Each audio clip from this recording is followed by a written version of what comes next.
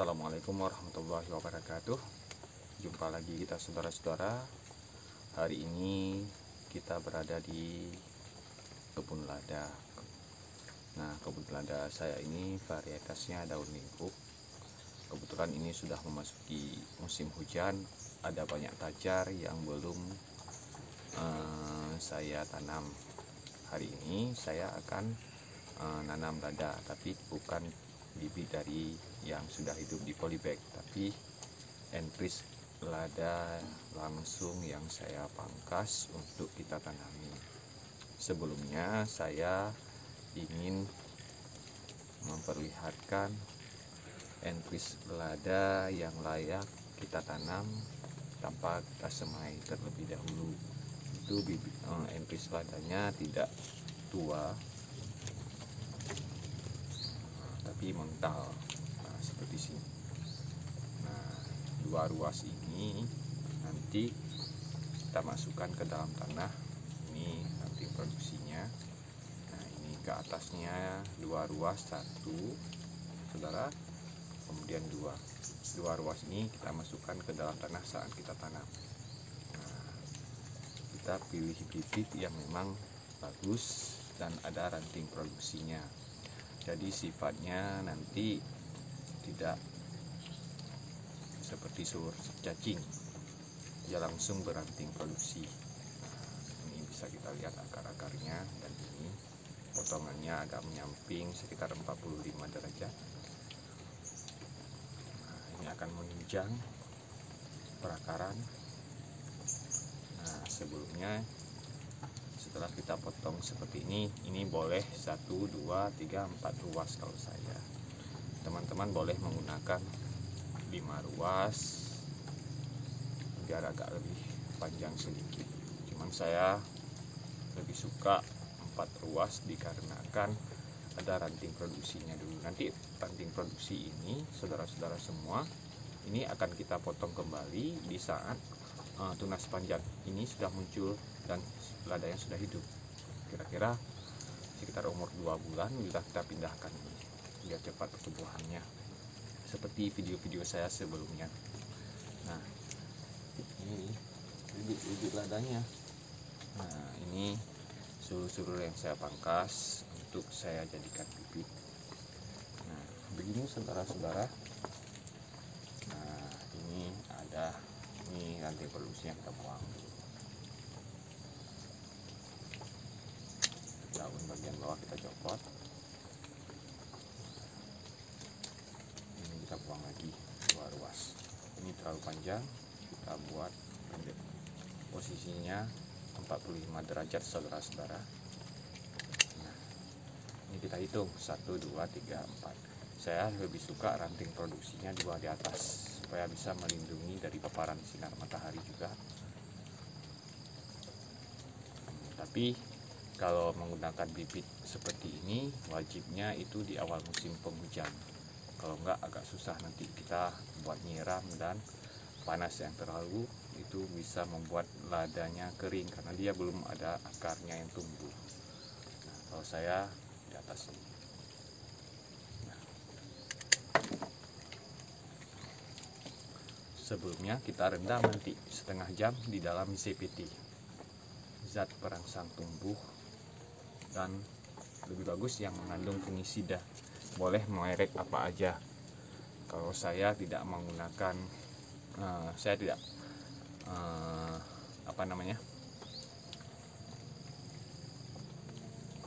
saya tidak memperlihatkan nama produknya karena takutnya saya mempromo produk, tapi di sini menunjukkan campur dengan air secukupnya hingga membentuk pasta. Nah, aturannya, kemudian celupkan bagian tanaman yang terluka atau stek untuk dioleskan pasta. Boleh dioleskan, boleh direndam. Nah, bagian tanaman yang kita cari, stek tanaman siap untuk dipindahkan ke media tanam. Ini fungsinya. Nah, begitu caranya. Bukan fungsi tapi acaranya. Ini mengandung hormon pertumbuhan akar untuk merangsang pertumbuhan akar pada perbanyakan vegetatif atau cangkok atau stek. dapat mencegah jamur, cendawan, infeksi, berbagai penyakit di bagian yang terluka atau terkena sayat, karena ini mengandung fungisidanya. Nah, lebih bagus yang mengandung fungisida dan hormon, saudara-saudara. Nah, ini saya sudah menyiapkan timba yang berisi air. Nah, ini teman-teman timbanya yang berisi air. Boleh saya perlihatkan kepada saudara-saudara. Nah, ini saya masukkan larutannya secukupnya aja, karena ini untuk merendam, jadi saya masukkannya tidak banyak, sekitar, kalau ini airnya ada sekitar 2 liter, cukup 2 sendok aja, 2 liter, 1 liter untuk 1 sendok. Nah, kalau saya di sini takar aja, kalau untuk saudara-saudara boleh menggunakan sendok.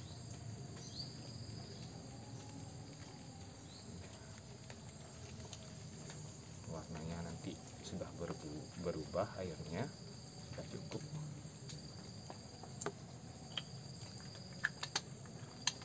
Ini mengandung fungisida dan hormon, saudara-saudara. Itu boleh saudara-saudara semua menggunakan merek apa saja. Kemudian kita aduk. Saya langsung mengaduknya dengan menggunakan entris. Nah, bisa saudara-saudara lihat, saya mengaduknya dengan menggunakan langsung entris. Kemudian sudah larut, warnanya sudah, airnya juga tidak jernih lagi, sudah keruh dengan warna putih-putihan ini. Memang larutan itu. Kemudian kita rendam entris yang akan kita tanam.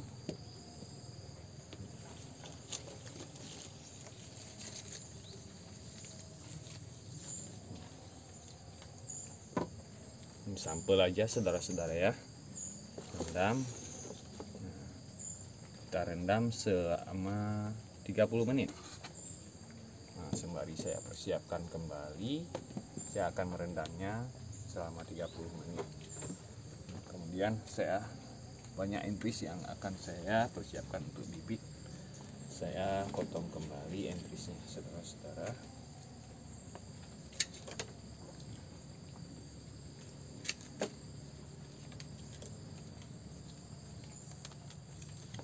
Saya persiapkan dan saya rendam kembali. Dan begitu seterusnya sampai 30 menit kira-kira sudah bisa kita tanam di lahan kita, saudara-saudara, seperti yang saya. Nah, saudara-saudara, di layar kaca saudara sudah bisa saudara lihat, itu ada bibit lada, entris lada yang tadi saya potong-potong dan sudah saya rendam dengan larutan fungisida berikut dengan zat perangsang akarnya. Dan di depan saudara juga sudah saudara lihat, itu ada daun kelapa yang sudah saya potong. Itu gunanya untuk pelindung sementara lada itu belum siap untuk menerima paparan matahari langsung. Dan di depan saudara juga bisa saudara lihat, di dalam skrob saya itu ada kohe kambing. Nah, kohe kambing ini sudah saya fermentasi dengan trichoderma dan EM4. Nah, kita akan memberi kohe kambing tersebut ke lubang tanam dengan dicampur tanah dengan dosis secukupnya saja, tidak boleh banyak, tapi harus dicampur dengan tanah yang kita lubangin. Nah, nanti pembahasannya, kalau untuk kohe kambing sendiri itu gunanya untuk menyuburkan tanah, dan trichodermanya itu untuk membunuh jamur-jamur yang ada di dalam tanah, baik itu Phytophthora capsicum dan Fusarium. Nah, ini yang memang penyakit yang sangat ditakuti oleh para petani lada. Nah, ini upaya kita untuk mencegahnya. Nah, ayo saudara.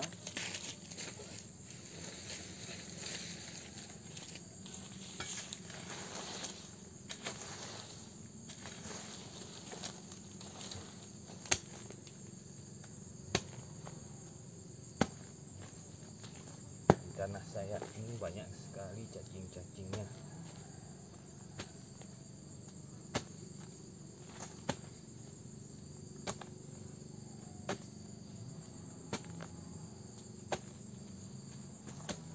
Sayang juga kita bongkar tanahnya, akan melukai cacingnya.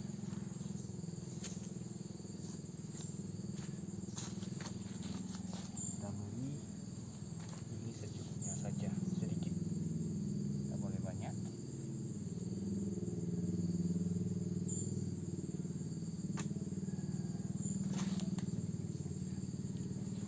Kemudian kita campur, campur dengan tanah.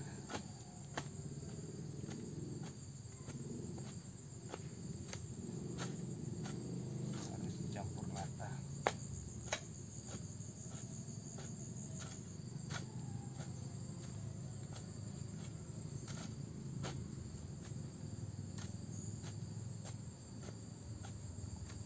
Kalau tidak, dosisnya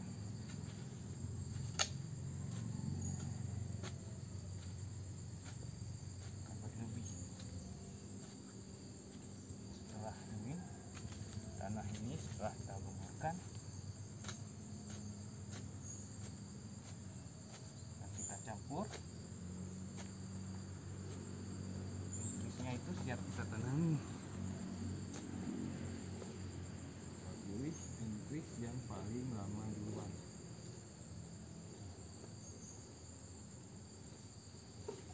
Ini ya.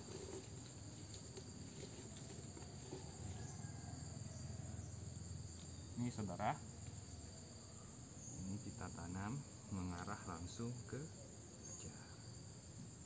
Cukup.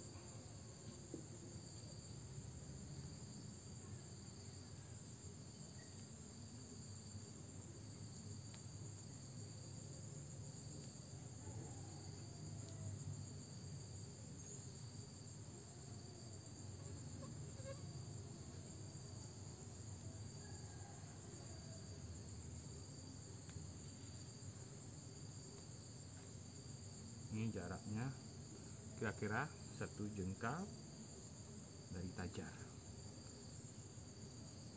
sekitar 15 cm boleh.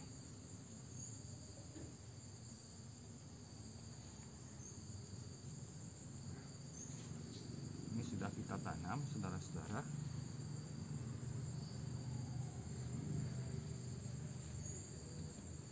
Kemudian yang harus kita lakukan adalah memasang pelindung,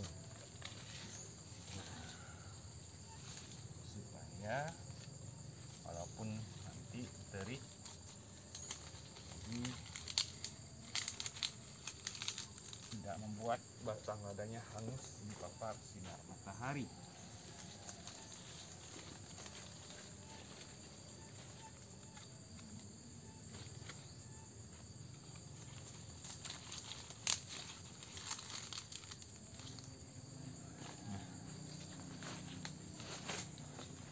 Ini sudah siap saudara, kita tanamnya. Ayo kita lihat penampakannya. Nah, ini bisa kita lihat. Nah, ada interest lada yang sudah kita tanam. Beginilah cara saya menanam lada tanpa semai, langsung gila. Nah, terima kasih, semoga bermanfaat. Salam sukses buat petani semua.